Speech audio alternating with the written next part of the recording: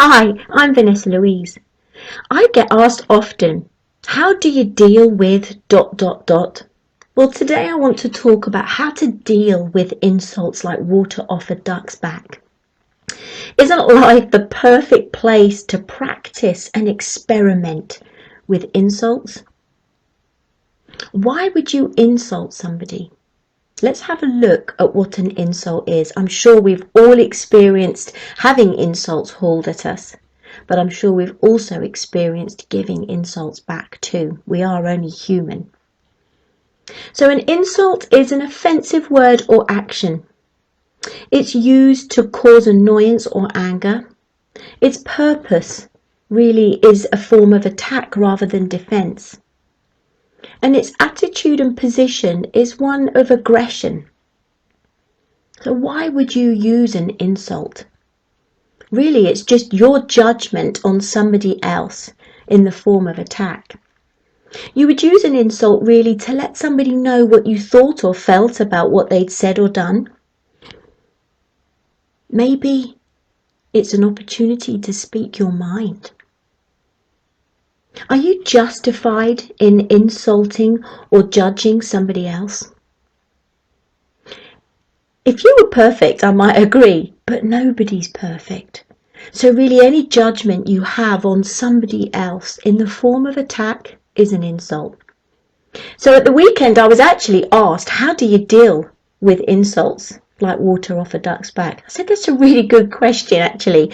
And only a couple of days before, I had experienced somebody giving me their judgment of me in the form of an insult. The first thing I was called was entitled. And actually, when I was first called this, I thought, yeah, too right I am. After everything I've been through, have you ever felt entitled? And then when I sit in that energy, I think that's not an attractive energy. That's an energy of hierarchy, of self-importance. And self-importance comes from self-pity. And self-pity is a poor me place. That's a victim place. And when you sit in victimhood, it's a low-level energy. It's not a mature or attractive energy. However, when we can own that part of us, I'm sure many people have been in a poor me state. I know I have. And once you own that part of you, the shadow part of you, that real victim place, the exciting thing for me is that attached to that dark place is a really bright gift. So for me, the opposite of victim is hero. I can be a victor. It's a compassionate place and where I learned to be humble and have humility. And that's the energy I choose to be in. So yes, I own the victim, entitled part of me. But also that comes with owning that is the brightest gift of compassion and humility. The second insult I had was I was called spoiled. And again, yeah, I can totally own that. And I can see why people would call me spoiled. And when we think of what spoiled is, that's behaving badly when you don't get what you want. We've all seen a spoiled kid who doesn't get their biscuit before tea time, how they behave.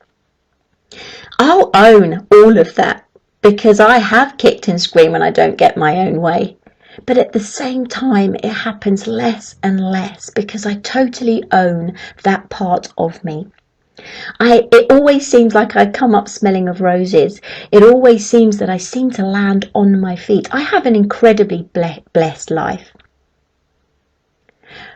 But again, when I behave badly and I kick and scream and I don't get what I want, I own the spoiled child part of me, the dark side of me, and I recognize that the opposite of that is a truly giving and generous heart.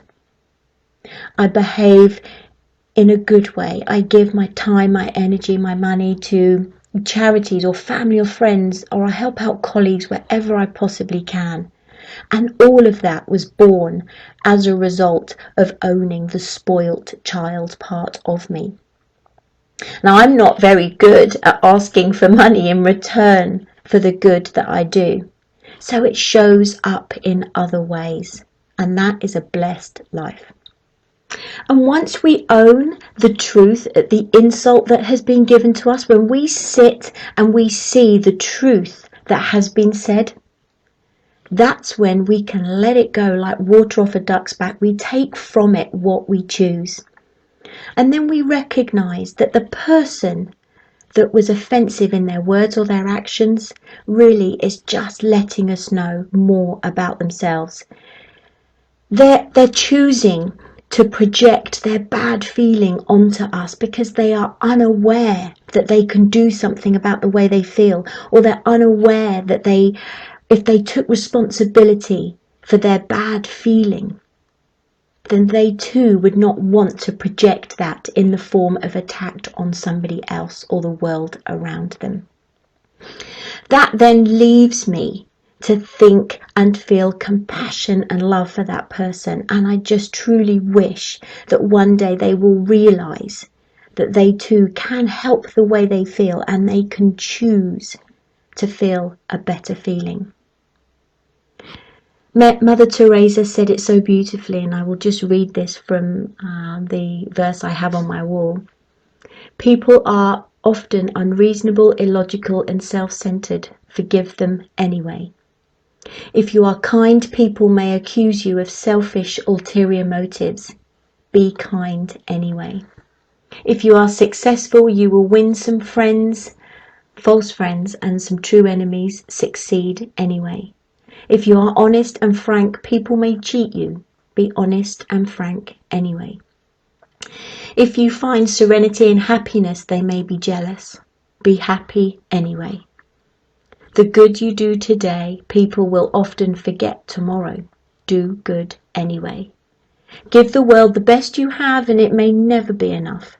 Give the world the best you have anyway. You see, in the final analysis, it's between you and your God. It was never between you and them anyway. God bless. Thank you for joining me. Catch you soon. Bye-bye.